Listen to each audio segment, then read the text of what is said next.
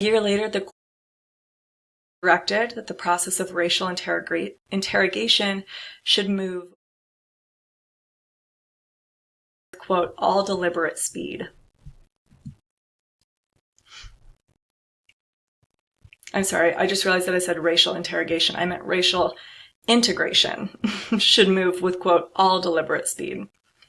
So, while some integration did begin as early as 1954 in Kentucky and Missouri, hostility mounted in the lower South and in Virginia. Eisenhower refused to endorse or enforce the court's ruling, and many Southern state governments refused to comply. The Alabama State Senate and the Virginia legislature both passed resolutions, quote-unquote, nullifying the Supreme Court's decision, whatever that means, arguing that racial integration was an issue of states' rights. In 1954, a senator from Virginia supplied a rallying cry for die-hard white racists when he called for, quote-unquote, massive resistance against federal efforts to enforce integration in the South, citing states' rights.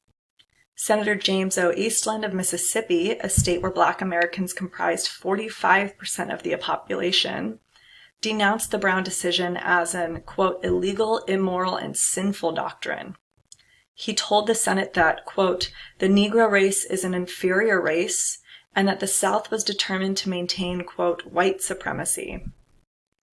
In 6 Southern states, by the end of 1956, 2 years after the Brown ruling, no Black children attended school with whites. Some Southern politicians actually threatened to shut down white schools rather than allow racial integration.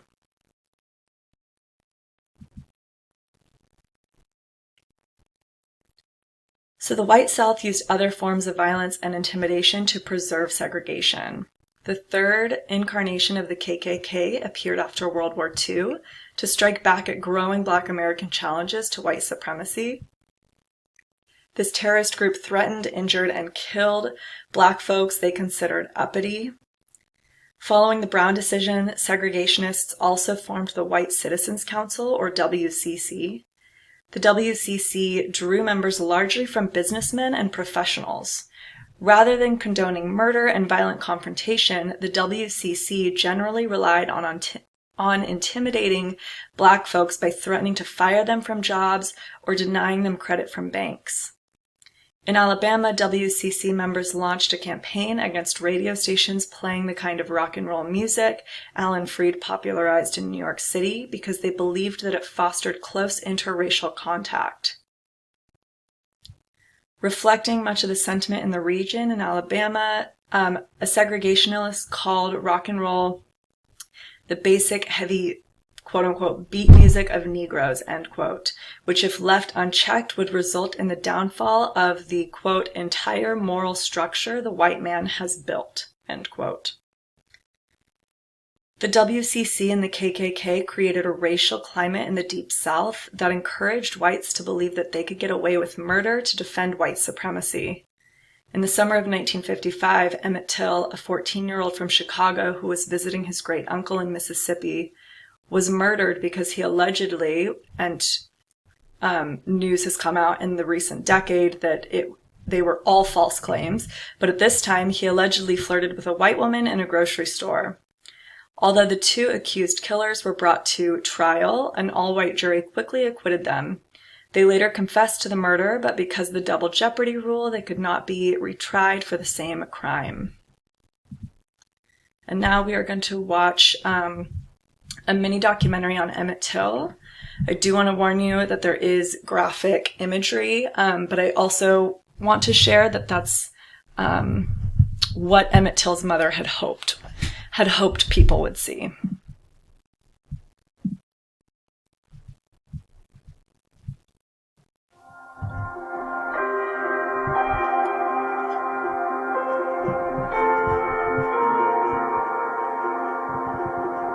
I believe that the whole United States is mourning with me, and that the death of my son can mean something to the other unfortunate people all over the world, then for him to have died a hero would mean more to me than for him just to have died.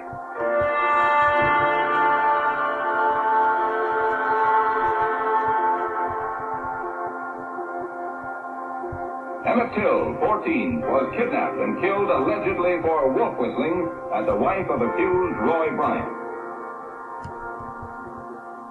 It's not just that they discover his body and that he's been killed.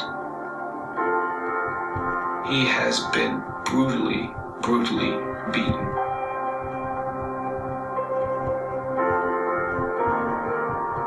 As a criminal defense attorney, when we look at crimes, we often try to put together a picture about what happened, and it takes a lot of hatred and a lot of rage to do the kind of violence that was done to Emmett Till. Being a black boy in the American South could be quite perilous. The allegation that Emmett Till was being social with a white woman was considered an affront, a threat to the racial order. And I think the shock of his death was compounded by the brutality of his death. Emmett's mother couldn't actually conform to the conventions of the time, and she did something really quite remarkable. She made the really unorthodox choice of having a funeral with an open casket that was going to be very widely publicized, that was going to be attended by the national press. She wanted civil rights leaders and political leaders to see what they did to her child.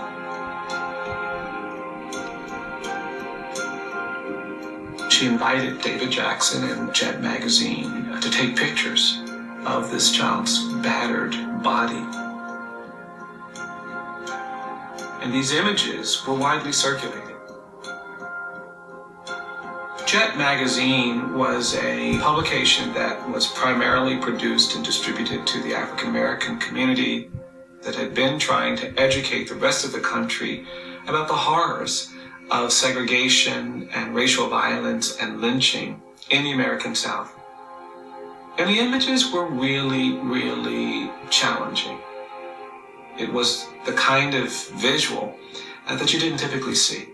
You certainly didn't see it outside of a war zone, and you certainly didn't see it with children. His face was grotesque.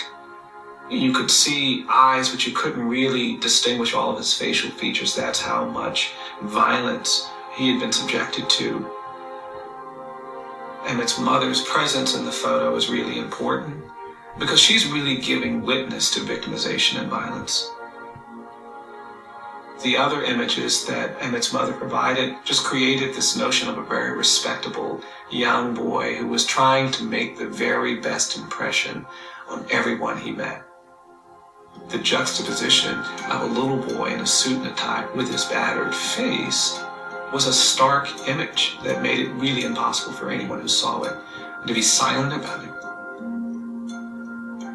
Mainstream publications like Look and Life began talking about this issue. It became an issue that elected officials were being questioned about.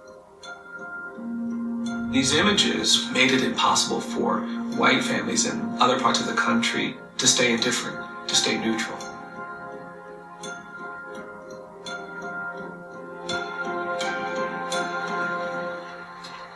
Never has this quiet little cotton-growing community of Mississippi seen so much publicity and so much excitement as in the past few days.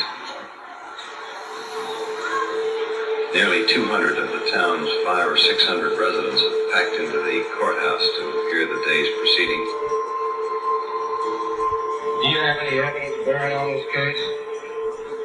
I do know that this is my son. How long do you expect to be here? Until the trial is over. Bryant and his half-brother, J.W. Milam, were acquitted by this jury. And subsequently, even though they admitted taking the boy from the house, they were freed of kidnap charges. The inability to hold anyone accountable for his murder and the comfort with which the men who killed him were able to talk about the violence was just adding to the injury. They weren't just killing a boy.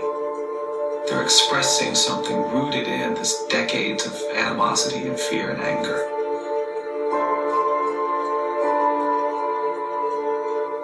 A boy, a 14-year-old boy, was killed brutally.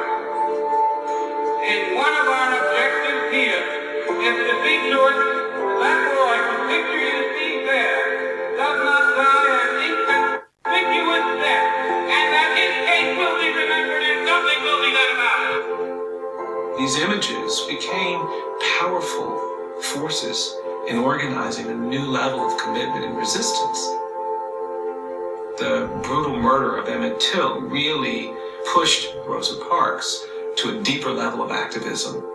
That was one of the motivating forces behind her choice to not give up her seat on that bus. And in many ways, it was an organizing and galvanizing moment for the civil rights movement in this country. These shootings of unarmed black boys and men have been going on for decades. It is a manifestation of this same presumption of dangerousness that killed Emmett Till, that killed thousands of people of color during the lynching era. Imagery and photography is a really important tool. Without the imagery, there would be no one who's prepared to believe some of the violence that we've witnessed.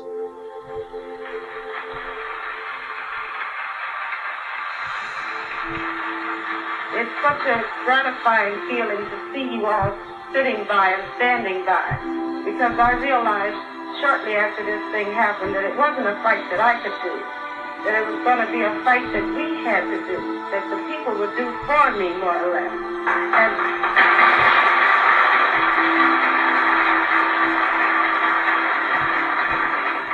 We've never made progress in this country around important social justice issues until we've given marginal victims a face.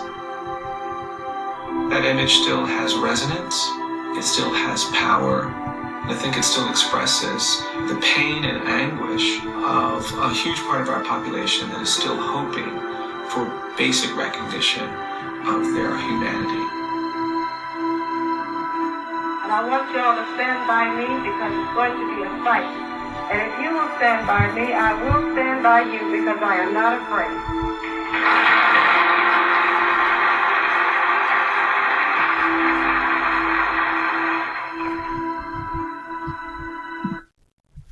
So I do just want to note that in a 2017 book with I can't remember the historian's name, but the case was reopened when Carolyn Bryant, the woman who accused Emmett Till of grabbing her and being sexually explicit towards her, she recanted parts of her accusation against Emmett, including that he grabbed her and made sexually suggestive remarks. She is still alive, and Emmett Till's family have never received the justice that they desire to this day. So this was the situation that civil rights advocates were up against in the main civil rights period. At the federal level, the Supreme Court under Earl Warren was with them. The judicial branch, however, cannot make or enforce laws. It can only declare them constitutional or unconstitutional. And the executive and legislative branches of the federal government were disinterested or divided on how to enforce federal laws in states that were clearly breaking them. So this is what the civil rights movement was mostly about. How can we make these southern states adhere to federal law? These organizations and individuals took great personal risk to bring the world's attention to the continuing racial discrimination. And we are going to pause here with a reflection. What obstacles were civil rights activists facing in the 1950s, and what support, federally or socially, did they have? I will see you for part 2.